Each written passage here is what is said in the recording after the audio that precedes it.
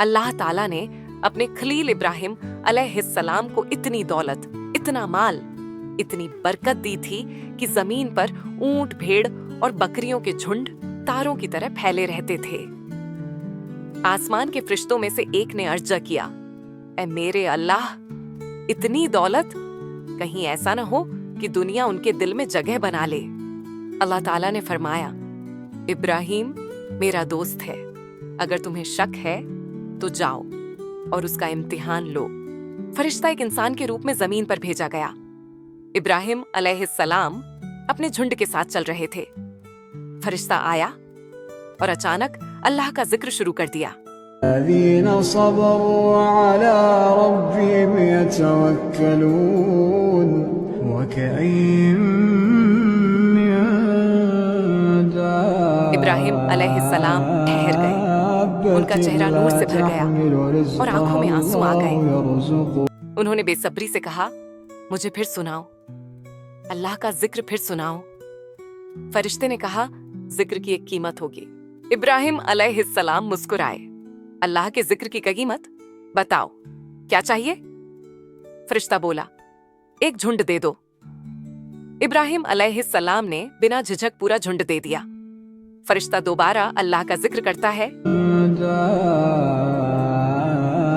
ابراہیم علیہ السلام پھر سے مدہوش ہو جاتے ہیں۔ اللہ يرزقها وإياكم وهو السميع العليم۔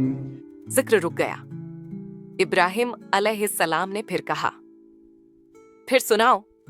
فرشتہ بولا، اور ایک جھنڈ دے دو۔ ابراہیم علیہ السلام نے ترنت دے دیا۔ جب بھی فرشتہ ذکر کرتا، ابراہیم علیہ السلام کی آنکھیں نم ہو جاتی اور وہ کانپتی آواز میں کہتے، مجھے اللہ کا کلام سنا دو، اس کا ذکر میری جان ہے۔ جب فرشتہ رک جاتا، وہ کہتا، اور مال دے دو۔ ابراہیم علیہ السلام نے اونٹ، بھیڑیں، بکریاں، پوری دولت، ساری ملکیت، سب کچھ دے دیا، صرف اللہ کے ذکر کے بدلے۔ آخرکار جب ان کے پاس کچھ بھی نہیں بچا، فرشتہ چپ ہو گیا۔ ابراہیم علیہ السلام نے ٹوٹے دل سے کہا، ایک بار اور اللہ کا ذکر سنا دو۔ فرشتہ بولا، اب تمہارے پاس دینے کو کیا ہے؟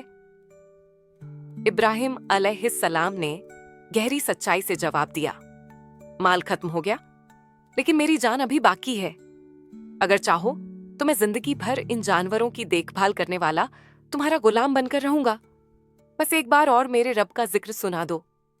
جواب سن کر فرشتے کا دل کانپ گیا، اس کی آنکھیں آنسوؤں سے بھر گئیں۔